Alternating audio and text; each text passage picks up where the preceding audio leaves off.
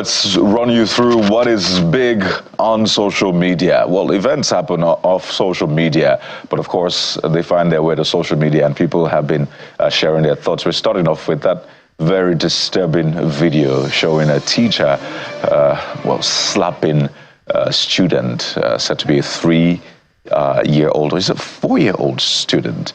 And, you know, this is really disturbing, seeing that particular video. 3-year-old boy. And, yeah.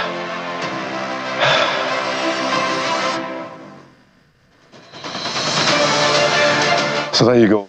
This particular video is said to have emanated from a school in the Ikorodu area of Lagos State. And this video you're seeing now is that teacher being arrested, and of course this case has been taken up by the Lagos State Domestic and Sexual Violence Agency and the Nigerian police as well. Another video emerged showing the lady making a statement that that's my son. So we're not sure if she's saying that just in the sense that, well, I see this child as my son, or indeed that's her son. But this is a story we're certainly following for you to bring you all of the details. We're reaching out to the police and the authorities in charge of that case. But it is really disturbing, and people have been speaking about this. We begin with Sylvester's thoughts on that video, saying it's a good one for the Lagos State government.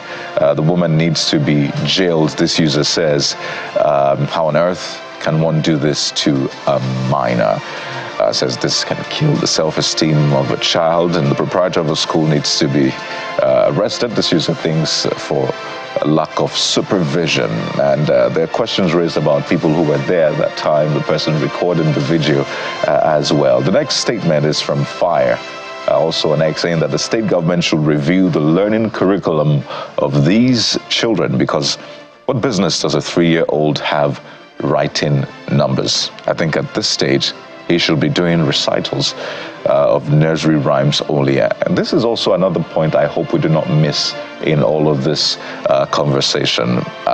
What exactly are we teaching our children? You have in other climes a 3-4-year-old is not even learning these things, and they're shocked when they check with Nigeria and they see a 3-year-old learning numbers or learning how to write numbers and the rest. So this is a conversation we also need to have. Where are we rushing these children to? Big point you made there by Emmy Bryan. The next user, Gabriel Ayo, also has a few thoughts on this one, saying most of these teachers are not teachers. That's the next comment. And this is a conversation we had on Monday about education, how a lot of people just find themselves in the teaching profession, not because they actually love the job, but because they didn't have an option. The guest we had says they're passerby. He says a teacher will have patience, calmness. A teacher will know how to communicate to a student in a way they will understand. So these are some of the, basic character traits of teachers. So maybe we should begin to, reconfigure the mindset of teachers to ensure that we don't have these cases on our hands. Abib says, I guess the kid's parents have done something bad to the teacher. If not, this is too much. As we said, this is a developing story, and bet you stay with Channels Television to give you more updates on this as the day progresses. So keep your comments coming in, the hashtag CTV Morning Brief, or you can go over to WhatsApp as well.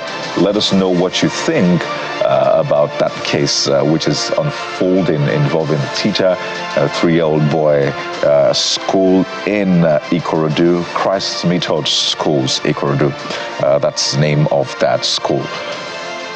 So while we just chew on that and see how this one unfolds, let's move on to the story of the group CEO of NNPC Limited. It also concerns education, but a different kind of education. And this is what Mr. Mele Kyari said. He says, I grew from Almajiri School to become NNPC Limited GCEO. And that is a tweet that he put up in celebration of his 60th birthday, saying, I'm grateful to my country for giving me the opportunity to grow from an Almajiri, that's Sengai school pupil, to become the CEO of Africa's largest energy company. And this is beautiful. In fact, he mentioned former President Muhammadu Buhari and, of course, the current president for allowing him serve. But the point here is his trajectory. And I think the Minister of Education recently said that, well, the Almajiri system will now be included or recognized as an education system. So students or children who attend the Almajiri or Sangaya schools will not be deemed out-of-school children. I don't know.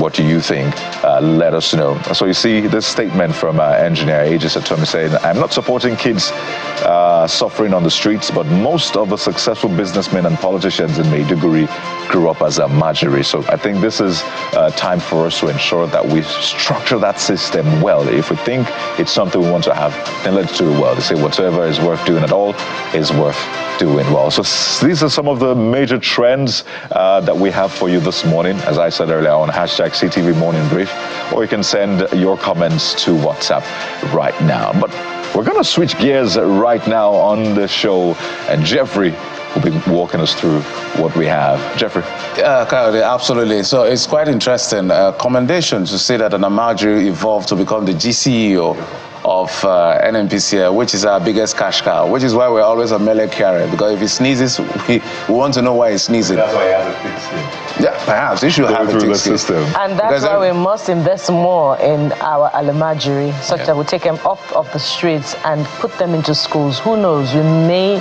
also be investing in the next president of the Federal Republic of Nigeria.